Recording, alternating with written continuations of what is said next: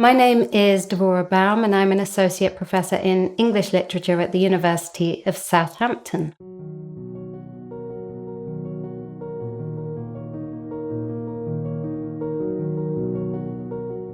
Welcome to my exp.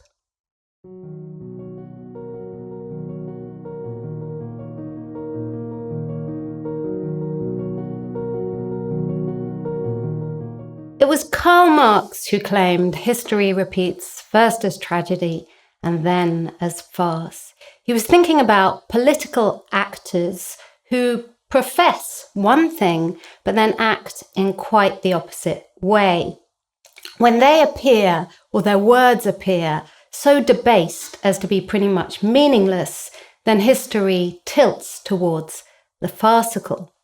And that sense is only heightened during those periods when authoritarian leaders assume power by appearing in the guise of light entertainers, as we're seeing nowadays when light entertainers have had astonishing success converting into politicians, not only with the former reality star Donald Trump in the US, but in Italy, where a comedian started the 5-Star Party, and in the Ukraine, where a former stand-up became president, and that's happened in Slovenia too. And in the UK, Boris Johnson's compulsive clowning likely not only made him Prime Minister, but gave him extraordinary license to be buffoonish about it.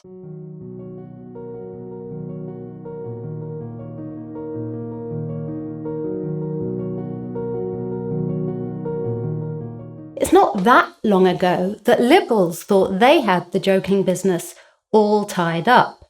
To be right-wing was to be humorless and unable to take a joke, whereas satire was considered one of the liberal arts. But then along came alt-right campaigner Milo Yiannopoulos, who on the run-up to the 2016 American elections announced that right-wing politics would no longer present as sincere.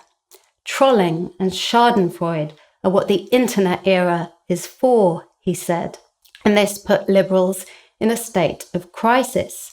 Indeed, the New Yorker TV writer Emily Nussbaum even suspected that jokes had won the election for Donald Trump. What he'd ingeniously done, she suggested, was to contrast the smug and urbane small club comedy act of Obama to his own stadium act, where huge crowds could laugh raucously as he jabbed and jibed at the weaknesses and sensitivities of whoever found him or his supporters offensive.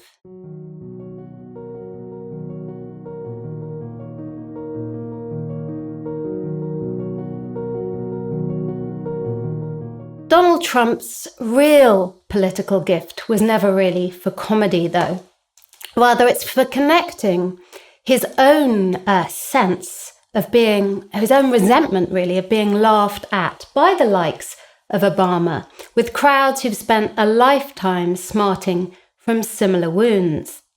In his remarks upon pulling out of the Paris Climate Accord, for instance, he declared that he was taking this action to stop the world laughing at America, which were remarks that chilled those who recalled their historical echo in Hitler's remarks of 1942, when he announced that Jews who had everywhere been laughing would soon cease to do so.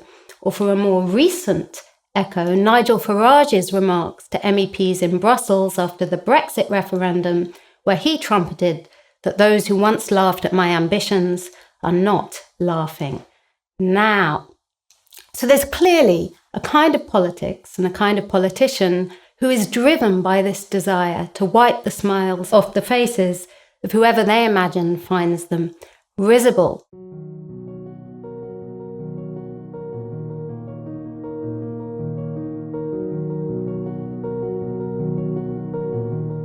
The comment satire is dead, if you look out for it, you'll see constantly people are saying, satire is really dead. It's about as trademark to the internet age as everyone's favourite crying, laughing emoji, which is the emoji that people sort of add to just about anything they ever hear about. And what that's caused, I think, for some people is a real confusion over where jokes belong, who they belong to. And really the problem for a lot of people is they just can't tell if people are joking or not joking, or where the boundary between those two things lies. And for others, that's been a source of real opportunity. People have taken advantage of it, very often to advance political agendas. On the neo-Nazi blog, The Daily Stormer, for example, you can find the advice to contributors to the blog that the undoctrinated should not be able to tell if we are joking or not. And now that seems particularly characteristic of the internet age. And yet really, such obfuscation isn't anything so new. Straight after the war, the philosopher Jean-Paul Sartre had already observed of racists that they know their remarks are frivolous, but they are amusing themselves, for it is their adversary who is obliged to use words responsibly, since he believes in words, which is pretty much the same problem faced by today's formerly fun-loving liberal who now finds herself regarded as a po-faced snowflake.